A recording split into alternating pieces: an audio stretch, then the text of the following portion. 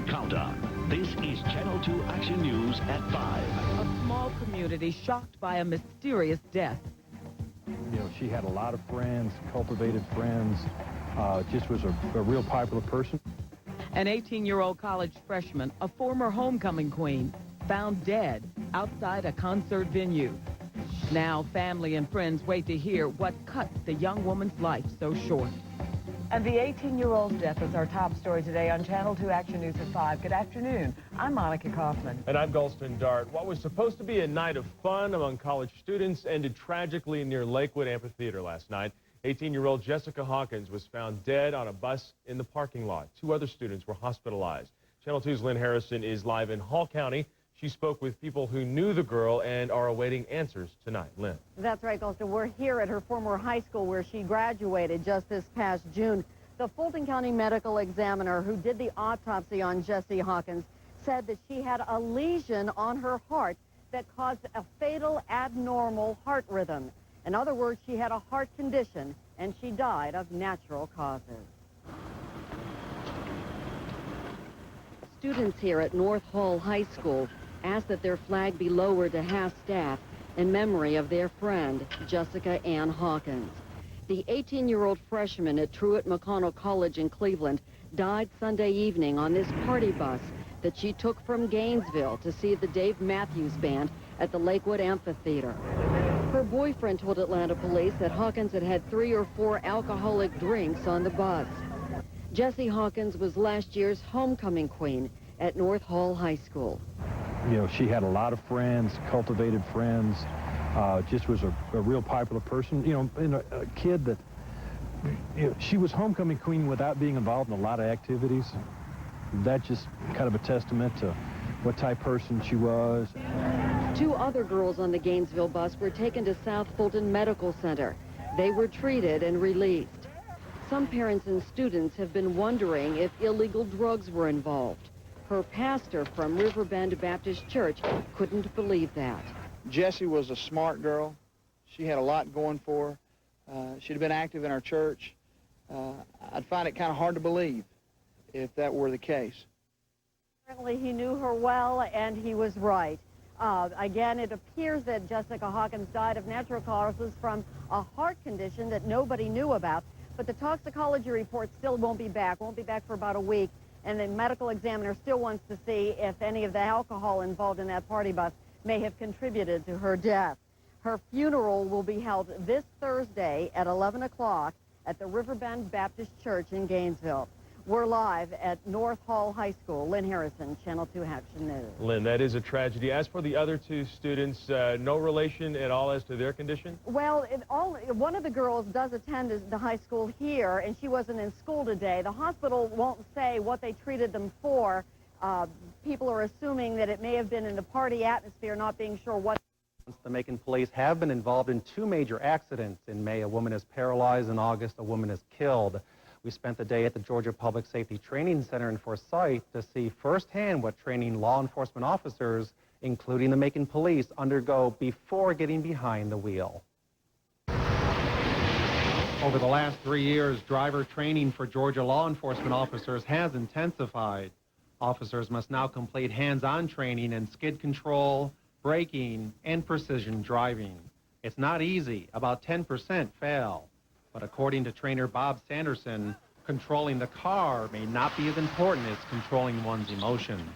I think officers get into, I guess, a real adrenaline rush. Anytime they're using the lights and siren and chasing someone, they're going to get pumped up. They also tend to get tunnel vision oftentimes because they're so focused on that individual they're chasing that they may not see other stimuli out there in the surrounding area that they have to focus on to avoid accidents. Instructors say it's almost impossible to compare the accident rate among law enforcement agencies since there are too many variables. So how do they know the training works? We know that they're better because we have students come back and routinely they'll find one of the driver training staff and they'll say, you know, something that you taught me saved my life. Now officers must complete 24 hours of training that includes the driving courses. Now, in addition to the instruction they receive in Forsyth, the Macon Police Department has their own driver training. We asked the Macon police to describe that training, but they declined, citing pending litigation. Liz? Every year, the Georgia Public and officers. Well, if you drive through the gates at Robins Air Force Base... Luckily, we've had the anti-venom sent from America by FedEx. In my line of work, if you're not absolutely sure, you're absolutely dead. Oh, crikey. It appears we've used a different courier who hasn't arrived yet. It's okay because...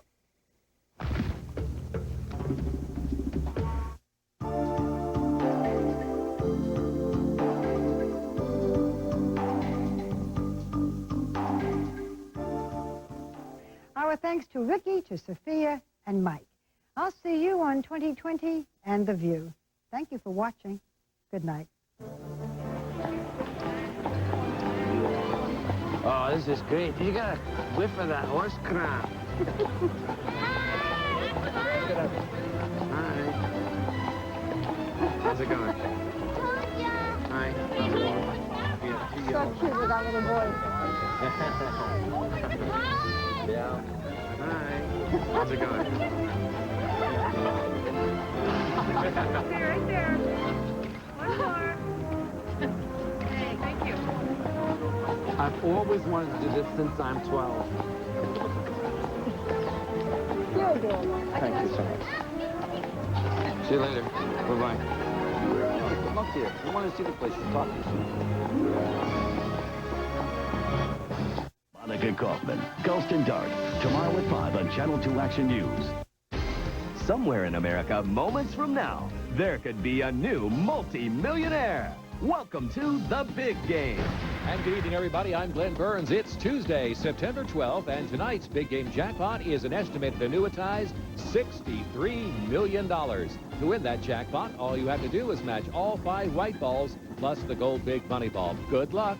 Your first Big Game winning number tonight is 4. Up next, we have 38. And congratulations tonight to Patricia Johnson of Detroit, Michigan, one of our recent $150,000 Big Game winners. 11's next, followed by 18.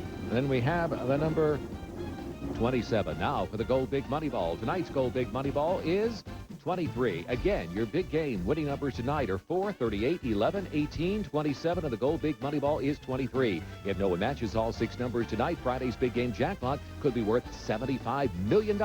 Join us then on your exclusive station for the Big Game. Prepare for the storm with the Channel 2 Action News Severe Weather Team. Live, local, late-breaking. Now, coverage you can count on. This is the Channel 2 Action News Night Beat at 11. A father accused of setting the fire that killed his 3 young children.